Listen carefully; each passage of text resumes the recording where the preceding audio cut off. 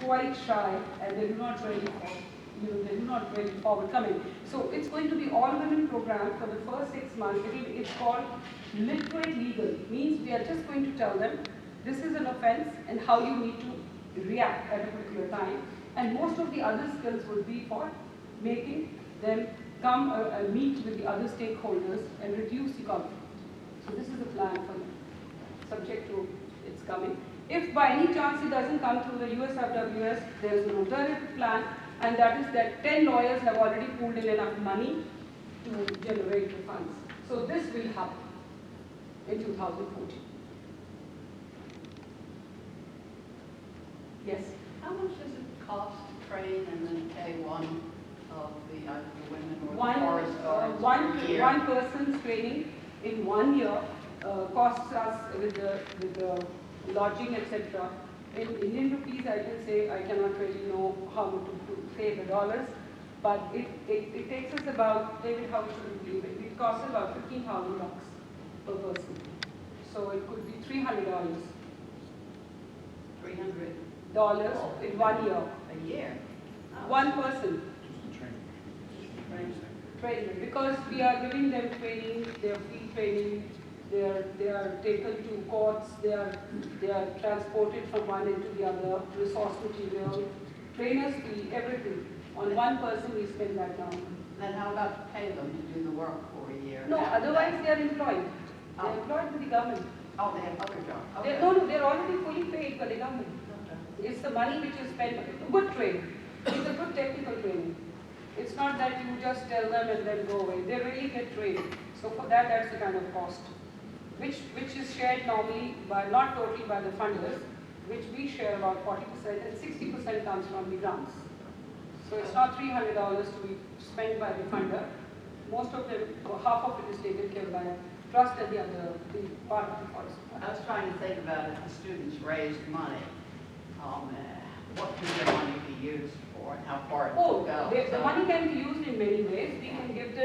We can give certain essential things like the caps, or you can say the shoes, or any other smaller items which they can use. They don't have to pick up these tabs at all. Any small amount which we put to use, normally what comes from Tigers for Tigers, we generally use for school awareness. We use it for the villagers in the sense we have some cultural, we have interactive programs, and we use it for the educational programs. And sometimes we give them grants in the sense the students who do the best, we give them kind of scholarship. So that money is used because the Tiger Trust doesn't keep that money. It's generally put to use with them. It depends on the scale. So if the scale gets, the money is smaller, the scale is smaller, but at least it continues. Well, I was thinking if every school would have a tiger as a mascot, if every student in the school gave in $1, That's good enough. well, you'd have a lot of money. Really? I'll invite you. Clemson is 25. I'll invite you to share your skills with me out of that. Yeah, that'd be good. Yes. So you discussed the Tiger trip that Clemson University students take. Like, how would you recommend all these other schools, they want to start something, to get in contact with other parts for yourself, to get a class started that continue, making this bigger? Because I feel like the trip is huge here at Clemson. It brings in so many of our students. How do you recommend for them to get that started at their schools? Well, it's very easy. If today you feel interested, tomorrow you're going to make a plan. And the third day you will come to consensus that all of you are interested in this. I'm sure one of the important parts of the Tigers for Tigers being experienced for coming 10 years, you can join hands. You can have some continuous activity of communication with each other. If Tiger Trust can continue to feed up with information, and then you can plan the time and the month, and we can jointly have an activities with the peripheral parks, the schools, and the other stakeholders as an interactive sessions with your students in them.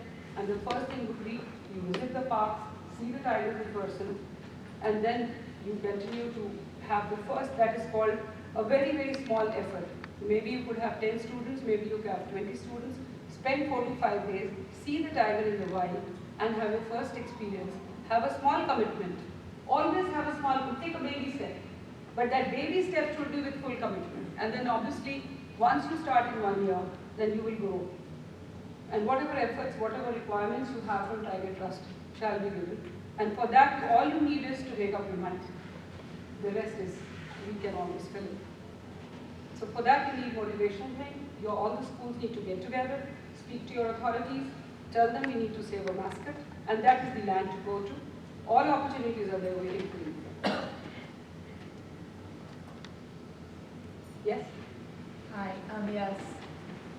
Early in your slides, you had the tiger estimates, like, you stressed that they're definitely not for sure or anything. But on that slide, it said in 2006 there was an estimated 1,400 tigers, and in 2010 there was an estimated 1,700 tigers. Yes.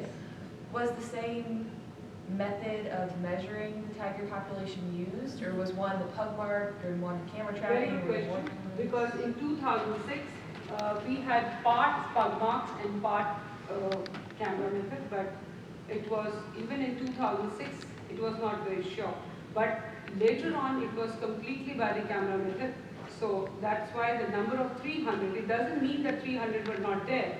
See, there are two parts of the tiger survival. One is the territorial, that means the protected habitat where you have, that is the national park. With tigers, outside the territory were also counted. So they found, to their dismay or their horror or their surprise, that there were more tigers outside the park than inside. So, because they strayed out. So, keeping those numbers and certain other aspects which they clarified with the technical points, they found that at least 100 or 120 were more. And then in the meantime, the conservation efforts had also improved.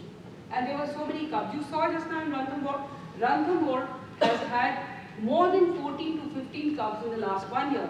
So if all the cubs survive, so each, as you have heard in the movie, there is basically not 16. 16 is not the correct number. See, the tiger starts giving birth to cubs after every 3 years.